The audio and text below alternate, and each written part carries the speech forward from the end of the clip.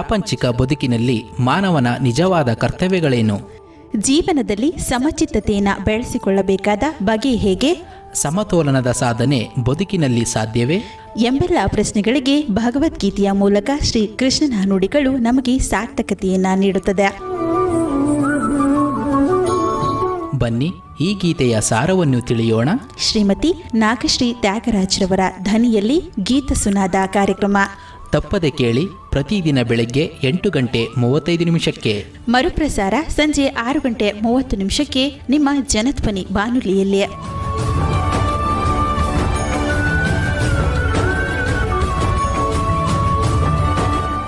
ಓಂ ಶ್ರೀ ಕೃಷ್ಣ ಪರಬ್ರಹ್ಮಣೇ ನಮಃ. ಶ್ರೀಮದ್ಭಗವದ್ಗೀತಾ. ಜನಧ್ವನಿಯ ಸಮಸ್ತ ಶ್ರೀಕೃಷ್ಣನ ಭಕ್ತರಿಗೆ ನಮಸ್ಕಾರಗಳು. ಗೀತಾ ಸುನಾದದ ಇಂದಿನ ಕಾರ್ಯಕ್ರಮದಲ್ಲಿ ನಾವು ಭಗವದ್ಗೀತೆಯ 6ನೇ ಅಧ್ಯಾಯವಾಗಿರುವ ಧ್ಯಾನ ಯೋಗದ 43ನೆಯ ಶ್ಲೋಕದ ಬಗ್ಗೆ ತಿಳಿದುಕೊಳ್ಳೋಣ. ಆ ಶ್ಲೋಕ ಇಂತಿದೆ: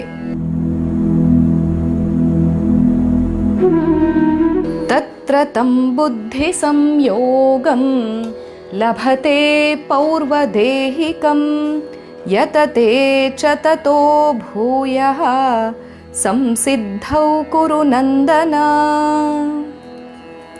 ಅರ್ಜುನ, ಅಲ್ಲಿ ಅವನು ಹಿಂದಿನ ಜನ್ಮದಲ್ಲಿ ಸಂಪಾದಿಸಿದ ಜ್ಞಾನವನ್ನು ಪಡೆಯುತ್ತಾನೆ ಮತ್ತು ಅನಂತರ ಪೂರ್ಣತೆಯನ್ನು ಪಡೆಯುವುದಕ್ಕೆ ಹಿಂದಿಗಿಂತ ಹೆಚ್ಚಾಗಿ ಪ್ರಯತ್ನ ಪಡುತ್ತಾನೆ ಎಂಬ ಅಂಶವನ್ನು ಇಲ್ಲಿ ಕೃಷ್ಣ ತಿಳಿಸ್ತಾ ಇದ್ದಾನೆ ಅರ್ಜುನನಿಗೆ.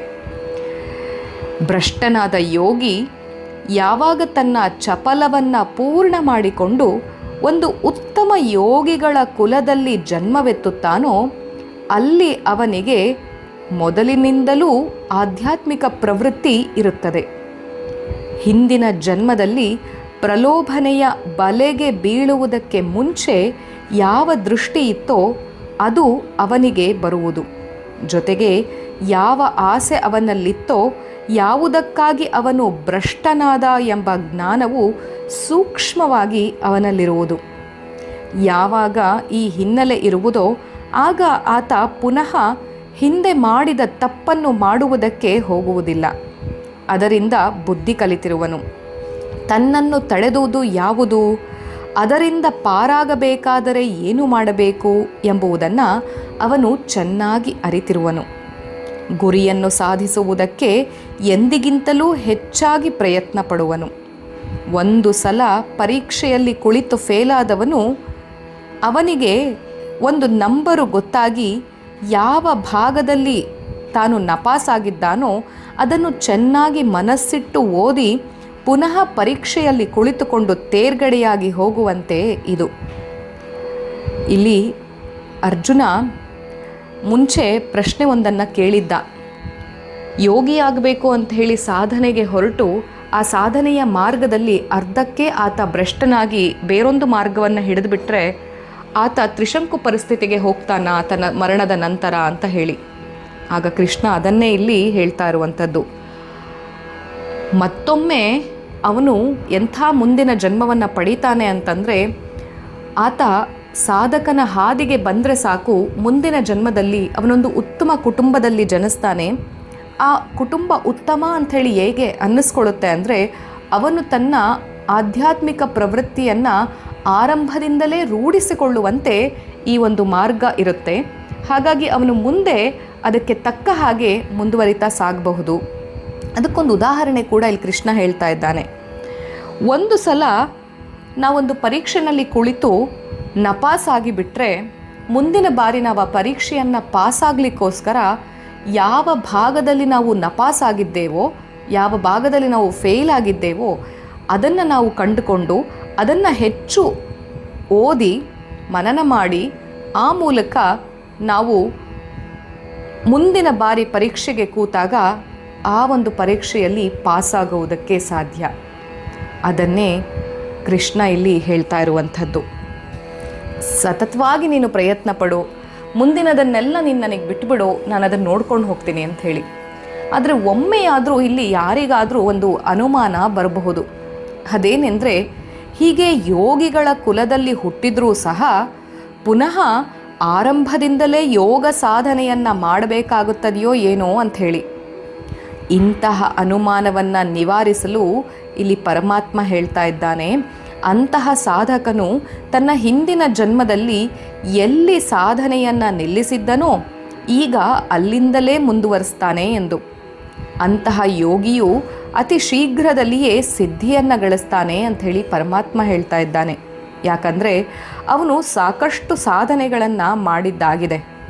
ಆದುದರಿಂದ ಅವನಿಗೆ ಎಲ್ಲ ಶಾಸ್ತ್ರಜ್ಞಾನವು ಅತಿ ಸುಲಭದಲ್ಲಿಯೇ ಕರಗತವಾಗತ್ತೆ. ಅವನಿಗೆ ತಾನು ಹಿಂದಿನ ಜನ್ಮದಲ್ಲಿ ಗಳಿಸಿದ ಜ್ಞಾನದ ಸ್ಮರಣೆ ಆಗುವುದು ಮಾತ್ರವಲ್ಲ, ಇನ್ನೂ ಹೆಚ್ಚಿನ ಸ್ಥಾನವನ್ನು, ಇನ್ನೂ ಹೆಚ್ಚಿನ ಜ್ಞಾನವನ್ನು ಪಡೆದುಕೊಳ್ಬೇಕು ಎಂಬ ಆಸಕ್ತಿಯೂ ಕೂಡ ಹೆಚ್ಚಾಗತ್ತೆ. ಸಾಧನೆಯ ಪಥವು ಸಾಮಾನ್ಯರಿಗೆ ಅತ್ಯಂತ ದುರ್ಗಮವಾಗಿ ಪರಿಣಮಿಸಿದರೆ ಇವನಿಗೆ ಅದು ಲೀಲಾಜಾಲವಾಗಿ ಬಿಡುತ್ತೆ. ಅವನು ಸಾಧನೆಯ ಪಥದಲ್ಲಿ ಕೇವಲ ಜ್ಞಾನವನ್ನು ಸಂಪಾದಿಸುವುದು ಮಾತ್ರವಲ್ಲ, ಅದನ್ನು ಅನುಭವದಲ್ಲಿ ನಿಲ್ಲಿಸಿಕೊಳ್ಳಲು ಆತ ಪ್ರಯತ್ನಿಸ್ತಾನೆ. ಇದನ್ನೇ ಪರಮಾತ್ಮ ಹೇಳ್ತಾ ಇರುವಂಥದ್ದು. ಹಿಂದಿನ ಜನ್ಮದಲ್ಲಿ ಏನು ಜ್ಞಾನದ ಸ್ಮರಣೆಯನ್ನು ಆತ ಮಾಡಿಕೊಂಡು ಅರ್ಧದಲ್ಲಿಯೇ ಬಿಟ್ಟಿದ್ದಾನೋ, ಮುಂದಿನ ಜನ್ಮದಲ್ಲಿ ಅವನ ಒಳಗಡೆ ಒಂದು ಆಸೆ ಇರಬೇಕು. ಏನಂತ? ತಾನು ಇನ್ನೂ ಹೆಚ್ಚಿನ ಜ್ಞಾನವನ್ನು ಪಡೆಯಬೇಕು, ಯೋಗಿಯ ಮಾರ್ಗದಲ್ಲಿ ಸಾಗಲು ತನಗೆ ಬೇಕಾಗಿರುವಂಥ ಎಲ್ಲ ಅಂಶಗಳನ್ನು ನಾನು ಪಡೆದುಕೊಳ್ಬೇಕು, ಆ ಮೂಲಕ ಭಗವಂತನ ಒಂದು ಕೈವಲ್ಯಕ್ಕೆ ನಾನು ಪಾತ್ರನಾಗಬೇಕು ಅನ್ನುವಂಥ ಅಂಶ ಆತನಲ್ಲಿದ್ದಾಗ ಮಾತ್ರ ಅವನಿಗೆ ಒಂದು ಉಳಿವು ಸಾಧ್ಯ. ಅಂತಹ ಸಾಧಕ ಮಾತ್ರ ಹಿಂದಿನ ಜನ್ಮದಲ್ಲಿ ತಾನು ಏನು ಸಾಧನೆಯನ್ನು ಮಾಡಿ ಅರ್ಧಕ್ಕೆ ನಿಲ್ಲಿಸಿದ್ದಾನೋ ಅಂತಹ ಸಾಧನೆಗಳನ್ನು ಮುಂದಿನ ಜನ್ಮದಲ್ಲೂ ಮುಂದುವರಿಸಲಿಕ್ಕೆ ಸಾಧ್ಯ. ಇದಕ್ಕೊಂದು ಪುಟ್ಟ ಉದಾಹರಣೆ ನಾವು ತಿಳಿದುಕೊಳ್ಬೇಕು ಅಂತಂದರೆ, ಈ ಒಂದು ಪ್ರಪಂಚದಲ್ಲಿ ನಾವು ಕೆಲವು ಚಿಕ್ಕ ಮಕ್ಕಳನ್ನು ಗಮನಿಸಬಹುದು. ಅವರು ತುಂಬ ಅತ್ಯಂತ ಚಿಕ್ಕ ವಯಸ್ಸಿನಲ್ಲಿಯೇ ಸಂಗೀತದಲ್ಲಿ ಬಹಳ ಒಂದು ಪ್ರಬುದ್ಧತೆಯನ್ನು, ವಿದ್ವತ್ತನ್ನು ಸಾಧಿಸಿರ್ತಾರೆ. ಕೇವಲ 8-10 ವರ್ಷಗಳಲ್ಲಿಯೇ ವಿದ್ವತ್ತು ಸಾಧಿಸಿರುವಂಥ ಸಂಗೀತ ಜ್ಞಾನವನ್ನು ಅವರು ಧಾರೆ ಎರಿತಾ ಇರ್ತಾರೆ. ಅಷ್ಟು ಚೆನ್ನಾಗಿ ಹಾಡ್ತಾ ಇರ್ತಾರೆ, ಅಷ್ಟು ಚೆನ್ನಾಗಿ ನುಡಿಸ್ತಾ ಇರ್ತಾರೆ. ಕೆಲವರು ನೃತ್ಯವನ್ನು ಕೂಡ ವಿದ್ವತ್ತಿನ ಮಟ್ಟಕ್ಕೆ ಅವರು ನೃತ್ಯವನ್ನು ಪ್ರದರ್ಶಿಸ್ತಾ ಇರ್ತಾರೆ. ನಮಗೆ ಅನ್ನಿಸ್ಬೋದು, ಚಿಕ್ಕ ಮಕ್ಕಳು ಇವದನ್ನೆಲ್ಲ ಹೇಗೆ ಇಷ್ಟು ಜ್ಞಾನವನ್ನು ಪಡೆದು ಇಷ್ಟೊಂದು ಚೆನ್ನಾಗಿ ಹಾಡಲಿಕ್ಕೆ ಸಾಧ್ಯ, ಇಷ್ಟೊಂದು ಚೆನ್ನಾಗಿ ಹೇಗೆ ನೃತ್ಯ ಮಾಡಲಿಕ್ಕೆ ಸಾಧ್ಯ ಅಂತೇಳಿ. ಇದೆಲ್ಲ ಪೂರ್ವಜನ್ಮದ ಸುಕೃತ. ಹಿಂದಿನ ಜನ್ಮದಲ್ಲಿಯೇ ಅವರು ಸಂಗೀತ ಸಾಧನೆಗೆ ಒಳಪಟ್ಟು ಎಲ್ಲೋ ತಾವು ಅಂದುಕೊಂಡಂತೆ ಒಂದು ಜ್ಞಾನವನ್ನು, ಒಂದು ಸಂಗೀತದ ಅಭಿಲಾಷೆಯನ್ನು ಪೂರ್ಣಗೊಳಿಸಲಿಕ್ಕೆ ಸಾಧ್ಯ ಆಗಿರಲ್ಲ. ಅವರು ಅದೇ ಆಸೆ ಆಕಾಂಕ್ಷೆಗಳಲ್ಲಿ ಮರಣ ಹೊಂದಿದಾಗ ಹಿಂದಿನ ಜನ್ಮದ ಆ ಸಂಗೀತದ ಸಾಧನೆ ಮುಂದಿನ ಜನ್ಮದಲ್ಲಿ ಅದು ಅತ್ಯಂತ ಚಿಕ್ಕ ವಯಸ್ಸಿನಲ್ಲಿಯೇ ಅತ್ಯಂತ ಪ್ರಬುದ್ಧವಾದ ಸಂಗೀತವನ್ನು ಈ ಪ್ರಪಂಚಕ್ಕೆ ನೀಡುವಲ್ಲಿ ಸಫಲ ಆಗತ್ತೆ. ಈ ಒಂದು ಮಾತು ಕೃಷ್ಣ ಹೇಳಿರೋದು ಇಂದು ನಾವು ಹಲವಾರು ಒಂದು ದೃಷ್ಟಾಂತಗಳ ಮೂಲಕ ಗಮನಿಸ್ಬೋದು. ಚಿಕ್ಕ ಮಕ್ಕಳಲ್ಲಿಯೇ ಅವರು ಭಗವದ್ಗೀತೆಯನ್ನು 700 ಶ್ಲೋಕಗಳನ್ನು ಕೂಡ ಹೇಳ್ತಾರೆ. ಅತ್ಯಂತ ಚಿಕ್ಕ ವಯಸ್ಸಿನಲ್ಲಿಯೇ ಭಗವದ್ಗೀತೆಯನ್ನು ದೃಷ್ಟಾಂತಗಳ ಮೂಲಕ ಉದಾಹರಣೆಗಳನ್ನ ಮಾಡ್ತಾ ಇರ್ತಾರೆ, ಉಪನಿಷತ್ತುಗಳನ್ನು ಹೇಳ್ತಾರೆ, ವೇದ ಮಂತ್ರಗಳನ್ನು ಹೇಳ್ತಾರೆ. ಇವೆಲ್ಲ ಹೇಗೆ ಸಾಧ್ಯ ಅಂದರೆ ಅದೆಲ್ಲವೂ ಕೂಡ ಪೂರ್ವ ಜನ್ಮದ ಪುಣ್ಯ, ಪೂರ್ವ ಜನ್ಮದ ಸಾಧನೆಯ ಹಾದಿ ಇಂದಿನ ಜನ್ಮದಲ್ಲಿ ಅದು ಮುಂದುವರೆದ ಭಾಗ ಆಗಿರುತ್ತೆ. ಹಾಗಾಗಿ ನಾವು ಕೂಡ ಮುಂದಿನ ಜನ್ಮದಲ್ಲಿ ಒಂದು ಒಳ್ಳೆಯ ಕುಟುಂಬ, ಉತ್ತಮ ಕುಟುಂಬದಲ್ಲಿ ಜನಿಸಿ ಒಂದು ಉತ್ತಮ ಮಾರ್ಗದಲ್ಲಿ ಸಾಗಬೇಕು ಅಂತಂದರೆ ಇಂದಿನ ಜನ್ಮದಲ್ಲಿ ಕೂಡ ನಾವು ಅಂಥದ್ದೇ ಸಾಧನೆಯ ಹಾದಿಯನ್ನು ಅಳವಡಿಸ್ಕೊಳ್ಬೇಕು.